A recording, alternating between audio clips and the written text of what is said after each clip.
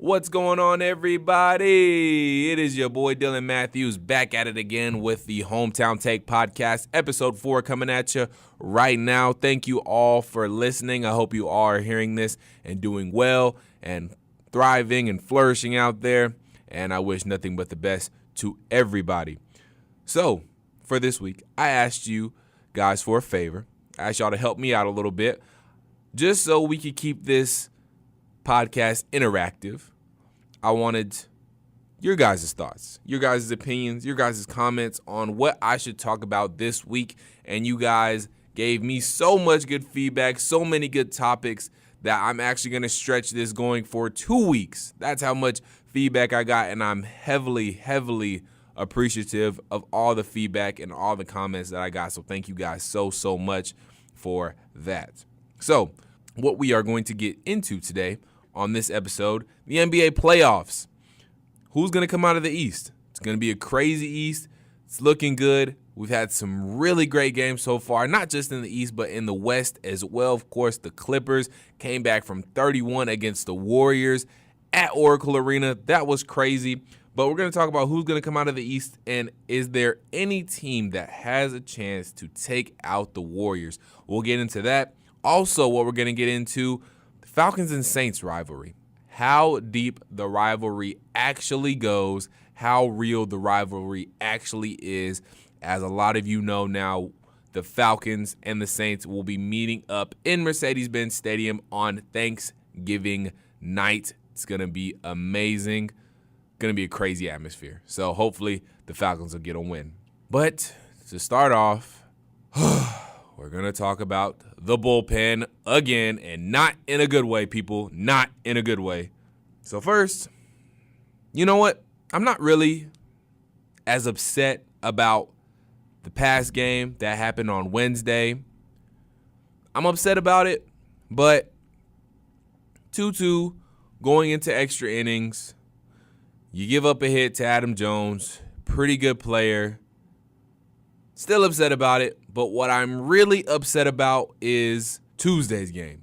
When Max Fried came out in the top of the 6th inning, the Braves were up 5-2. Going into the top of the 7th, Braves still up 5-2. Sabaka's pitching for us. He hits LeCastro. He gets on base. He hits Adam Jones. He gets on base. So now LeCastro's on second. Adam Jones is on first. Then he walks Marte. So now the bases are loaded. Sabaka comes out. Jesse Biddle comes in. Soon as Biddle comes in, he gives up a single to right to Alcides Escobar. Jones scores. LeCastro scores. Marte goes to third. 5-4. Here we go. Then he walks Johnny Peralta. So Escobar goes to second. Now Luke Jackson is pitching for our Braves. He gives up a single to Walker. Marte scores. Peralta goes to second. Now Alcides Escobar goes to third. It is now 5-5. Still can't stop the bleeding. Mind you, it was 5-2. It is now tied. All because of the bullpen, people. When we have, the bottom line is, when we have a 5-2 lead, when we have a solid 3-run lead, okay, maybe give up a run. Maybe give up 2 runs. But to not only allow the game to get back tied, but to give them the lead, we went through, 3 pitchers just to get out of the top of the 7th. And we lost the lead just like that. Chad Sabaka, Jesse Biddle, Luke Jackson, you got to do better. Chad Sabaka, you can't leave the bases loaded for Jesse Biddle. You can't put Jesse Biddle in that situation. Biddle, you have to do a little bit better than what you did. You can't come right in and just give up a single. Luke Jackson, you have to do a better job of being able to stop the bleeding. I know Biddle and Jackson were put into weird situations, but you're in the majors for a reason. You need to prove why you're here. If you're going to be a part of this team, I need you guys to do a little bit better and to actually get us out of some spots. Not just be like, oh, well, you know, I was in a bad spot. No, you're in the majors. This is the show. You got to prove your worth. You got to prove why you should stay here. It was 5-2. Bullpen gave up 4 runs there. Unacceptable. But even then, going to the bottom of the 7th now. So just to finish out that top of the 7th inning, as I said before, Luke Jackson comes in when it is he actually gives up the single to Walker to make it 5-5. Then with that single by Walker, Marte scores, Peralta goes to second, Alcides Escobar goes to third. Then Flores grounds out to second, Escobar scores, which is what makes it 6-5. And then Luke Jackson finally gets out of the inning, and the Braves finally get out of the top of the 7th. But the damage is far done by then, as we have lost a 3-run lead and are now down by a run. So, moving to the bottom of the 7th inning, thank goodness Ozzie Albies hits a home run and tries to bail us out, but obviously that did not prove to be enough. Ozzie homers in the bottom of the 7th. Nothing else really happens after that. It is a 6-6 ball game. It stays 6-6 going all the way into the top of the 9th, and A.J. Minter goofs. Not to say that Craig Kimbrell wouldn't have goofed in that situation, but Minter goofs. Gives up a home run to Walker, and then he comes out. Webb comes in, young guy, and he gives up a deep double to Adam Jones. And that scores 2 more runs, and that'll be all she wrote. Final score, 9-6. In the matter of basically 2 innings, we go from having a 5-2 lead, healthy lead, to we are down 3 runs in the bottom of the 9th, and we are praying and hoping that our offense can bail us out. It's not going to work like that. It's not ever going to work like that. When we give our bullpen a 5-2 lead, they should be able to keep it. Point blank, period. Whatever it is that needs to be done, needs to be done. Alex Anthopoulos, Liberty Media, figure something out. Whether it's getting Kimbrell, getting somebody for the bullpen. The starters have proven to be okay. I'm not going to say they've been their best, but hey, at least they're putting you in position to win. That's really all you can ask at the end of the day. Max Fried. It was 5. Max Fried in the offense had you guys up 5-2. You should be able to finish that off. Something has to be done. Now moving on to yesterday's game. The extra innings game. Kevin Gausman pitched pretty beautifully. Gave up 2 runs, but hey, he did his thing. Then we have the bullpen come in, and they just can't hold him. Like I said, I wasn't too upset about this one.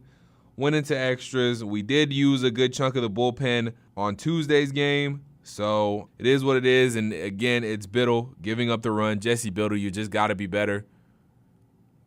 Maybe Kimbrell could have helped us and kept that lead, or kept it tied, excuse me. Just saying. He's still out there. According to reports, he has lowered his price. We need to do something.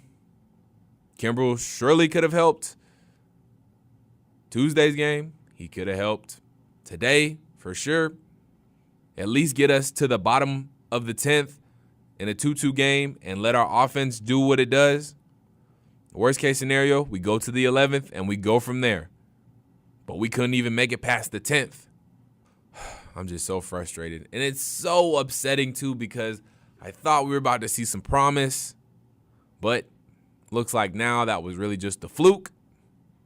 Because more times than not, the bullpen has let us down more than it has picked us up and helped us out. Still unimpressed. Still frustrated. Something still needs to be done with this bullpen. Come on, Braves. If y'all want to take the next step, spend the money. Do something. Goodness gracious, man. Frustrating. That's all I can really say about it at this point. Fix it. Moving on. Let's talk about the NBA playoffs. We've had a pretty good run thus far. We've had some really good games. The West has been putting out some good games. The East has put out some pretty good games. In case y'all missed it, as far as everything goes tonight, Celtics took down the Indiana Pacers to take a 2-0 lead in the series. That series now going to shift over to Indiana. The Bucks took care of business again by beating the Detroit Pistons by a score of 120-99, so another convincing win for Giannis and the Milwaukee Bucks. And the Houston Rockets also get a convincing win over the Utah Jazz in Houston. So the Celtics up 2-0, Bucks up 2-0, and the Rockets up 2-0 in all of their respective series. So, just to tell you guys who I think is going to come out of the East, I think it's going to be Milwaukee, man. They're looking good right now, and I know it's the Pistons, a Blake Griffin-less Pistons. But, man, I think they're just hot at the right time. Giannis is showing out, asserting his dominance. I don't think Philly is quite ready yet. I don't think they're quite there yet. I don't think they've quite got it figured out. Ben Simmons, I think, needs to do more offensively. I'm just not really having that great of a feeling about Philly. Now, when it comes to Toronto and Boston, I think Boston could beat Milwaukee. If it ends up being Boston and Milwaukee in the Eastern Conference Finals, which I am going to guess now, I'm going to predict now that is what's going to be the Eastern Conference Finals matchup, Boston and Milwaukee. I think that's going to be a great series. That's going to be a very, very intriguing series.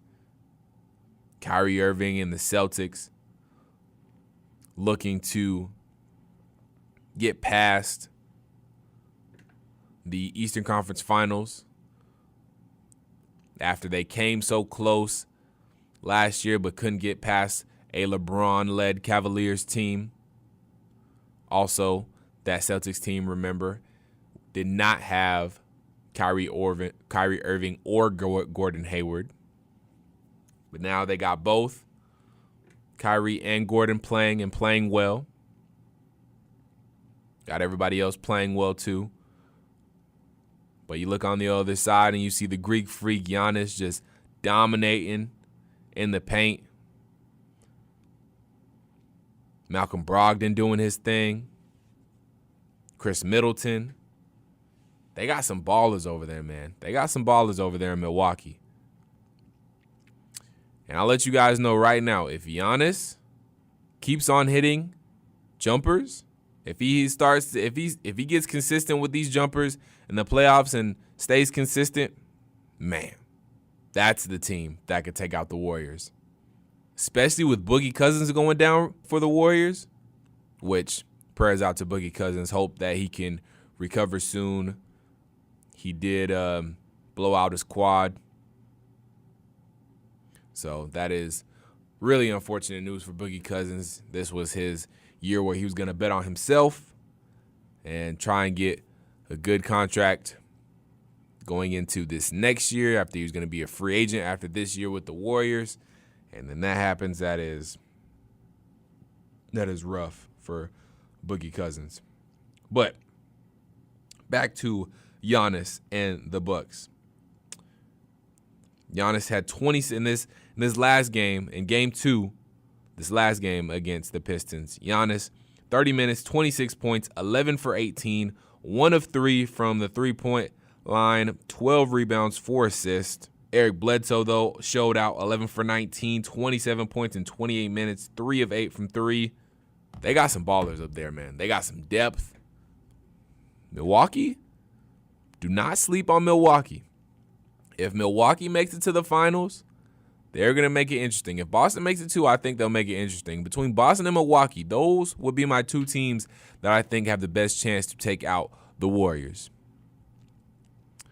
I give the slight edge to Milwaukee when it comes to who has the best chance to take out the Warriors, just because they have Giannis, who can dominate possibly in the perimeter, depending on how his shot is falling, and he can definitely dominate on the inside.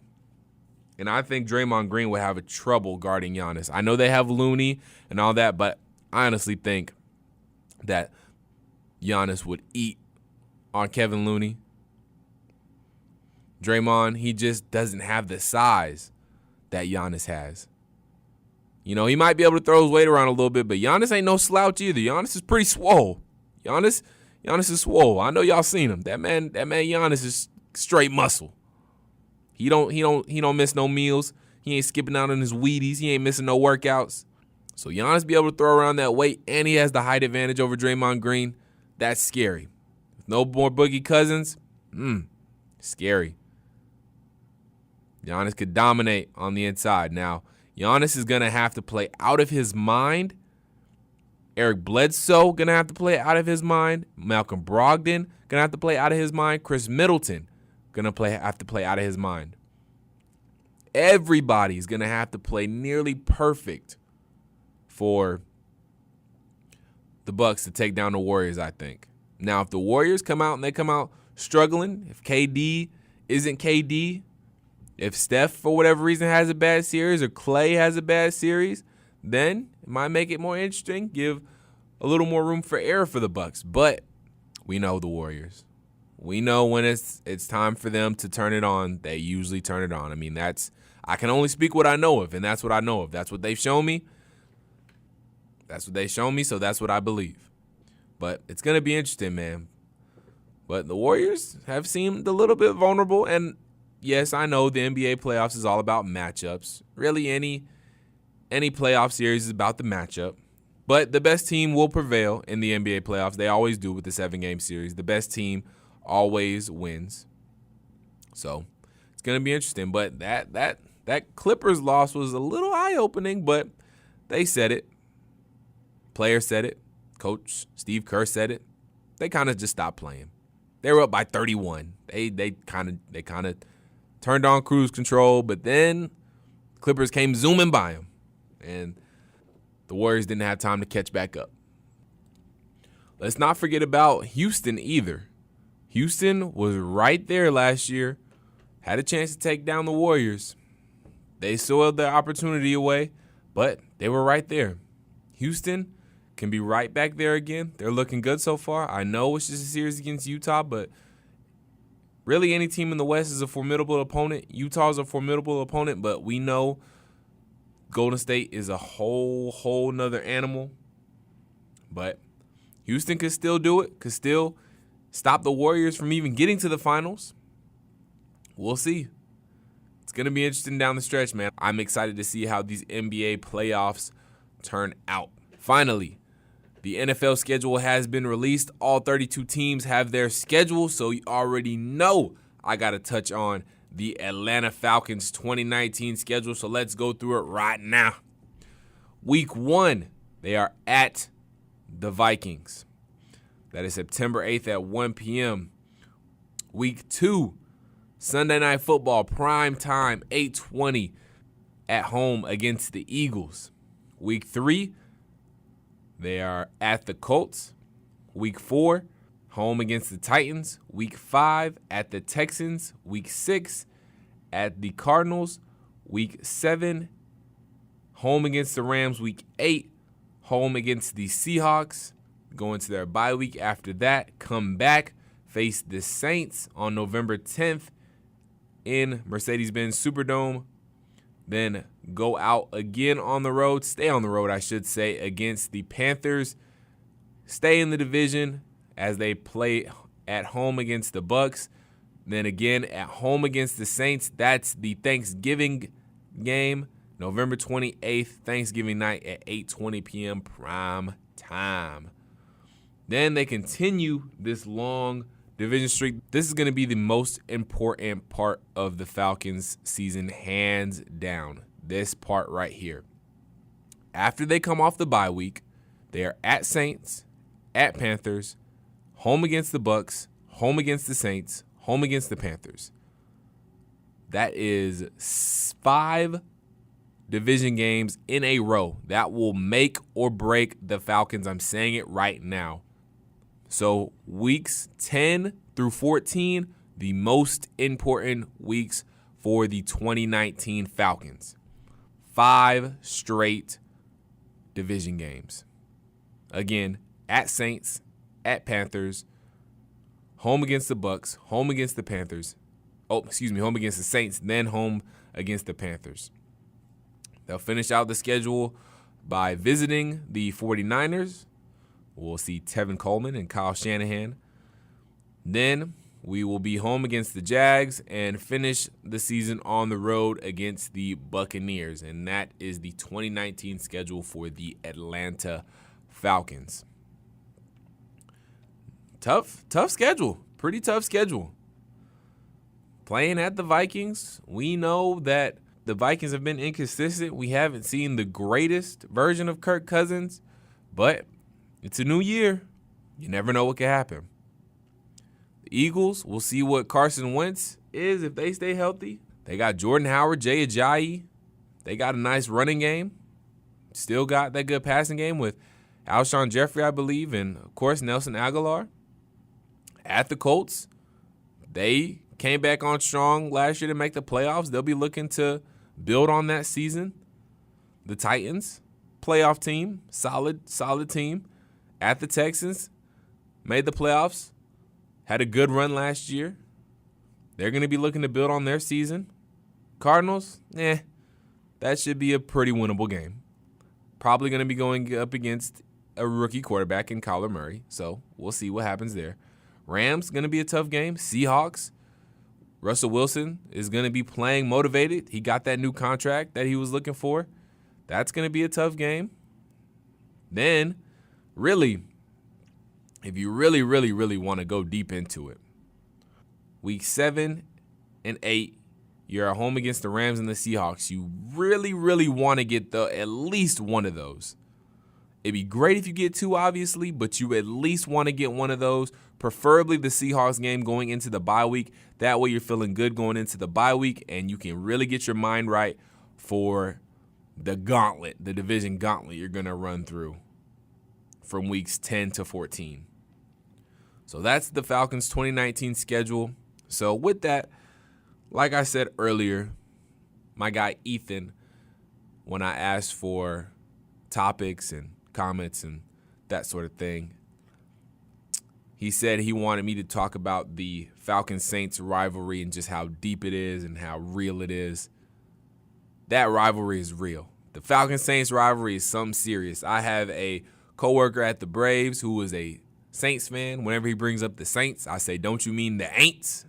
Yes, the Aints. The rivalry is real. I will talk junk about the Saints until I am out of breath. I hate to lose. I hate to see the Falcons lose. But what I hate more than seeing the Falcons lose is seeing the Falcons lose to the Saints. Excuse me, the Aints. I hate seeing the Falcons lose to the Aints, man. It's just such a historic rivalry, of course. The iconic Katrina game where the Saints, had just come back in the Dome after the horrible events of Hurricane Katrina, and then, they kind of mollywopped the Falcons. They always seem to play that if they play on Monday Night Football. Hate that. Just like, why had to be the Falcons, man? Come on. Last year we got dumped by the Aints on Thanksgiving in New Orleans. Our defense was obliterated by that time, though, so was to be expected. I was optimistic, but what happened is what I expected. I hope the Falcons can stay healthy this year. Hope we stay healthy. Hope we figure out this running game. Hopefully Devontae Freeman stays healthy. Hopefully our defense stays healthy. If we stay healthy, I think we're going to be all right. I think Derek Cutter will have our offense right. He's already familiar with Matt Ryan, so hopefully we don't have to go through any big bumps and bruises. Any little kinks they have, they can work out in the preseason and in training camp. So right now I'm feeling optimistic about the Falcons, but season hasn't started yet. We'll see what happens. Just praying that we make it to game 1 fully healthy at full strength. If we get that, that's all I can ask for at this point. But Falcons, tough schedule, man. But we're a talented team. We got to show that we're Super Bowl contenders and that we're going to get back this year. That's all there is to it. The Aints-Falcons rivalry is real. So real. I talked junk to Ethan when we were in school. We went to school together. I always talked junk to him. He talked junk to me. I remember there was this one time Ethan called me. I was at work. Ooh, I was so mad. It was last year. It was the game that we were in. Were we in New Orleans? Oh, I forgot where we were. I think we might have been at home. I can't remember. But it was the first time we met up with the Aints last year, and it was that crazy game where Drew Brees spun away from Keanu Neal and Ricardo Allen, I believe it was, and he scored that touchdown to give them the lead and put them up. Oh, I was so mad. It was when that was that back and forth game, the high scoring back and forth game. I believe it was early in the season. I think it was week 2. I'm not 100% sure though. But anyways, he called me talking mad junk. Oh, I was so mad. He lucky I couldn't call him back that day because I was busy. But man, Ethan, if you're listening to this, I was ready to give you some choice words, my friend. Some choice words. He came in talking real reckless on the phone. Real reckless. Real reckless. It's okay. I'm gonna get my revenge this season. I'm out here looking for revenge. All summer 19. I guess I should say fall because the season's not going to start till the fall. But you know what I mean. But to cap it all off, the Braves fixed the bullpen. Point blank period. Alex Anthopoulos, Liberty Media, spend some money. Alex Anthopoulos, make some deals. Fix our bullpen. I'm tired of having to talk about this. I don't want to talk about this anymore. I refuse to keep on talking about the Braves bullpen like this. I don't want to do it. I don't like having to talk down on one of my teams, but they're leaving me no choice right now. So just fix it. NBA playoffs are going to be amazing this year, especially in the East. Really, in the East and the West, I believe. I think it's just going to be some great games. This NBA playoffs might be the most exciting playoffs we've had in a while. Finally, Falcons, praying they stay healthy. Schedule is going to be rough, especially when they go through that division gauntlet, but we can get through it. Hopefully we stay healthy. We'll see what happens. But thank you guys so much for listening to the Hometown Take podcast. If you haven't listened to the other episodes, please go check out episodes 1 through 3. I would highly appreciate it. Comment, like, and subscribe to this channel. Please give me your thoughts, and we can still keep on doing this. This doesn't just have to be a 2-week thing. Always tell me what you want me to talk about. Always tell me what you want to hear from me. Let me know. Leave comments, DM me. I'm at D_Matt96 on Instagram. That's lowercase D_MATT. Oh, that's lowercase. 96 on Instagram. And I'm at Dylan Matthews 12 on Twitter. That's at DYLAN with a capital D. MATHEWS with a capital M12 on Twitter. So follow me. I'll give you a shout out. And yeah, just give me your thoughts. I want this always to be interactive. I always want y'all's voices to be heard. I always want y'all voices to be heard. So, yeah, man. We're just chugging along here on the Hometown Take podcast. Thank you, everybody, for your support, and we'll catch you on episode 5. Peace.